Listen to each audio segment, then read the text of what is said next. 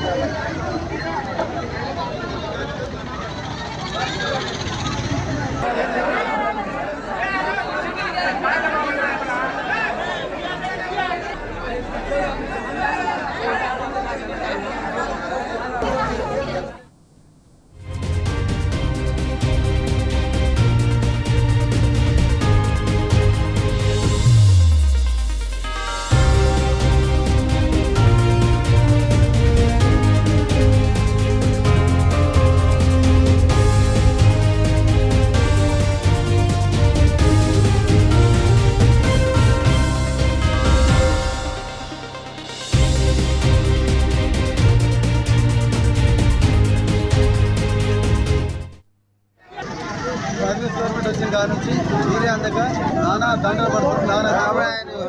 రైతులు బాధ చూడలేక చాలా బాధ. ఈ గవర్నమెంట్ వచ్చిన కాడ నుంచి రైతులకు శాపంగా మారిపోయింది.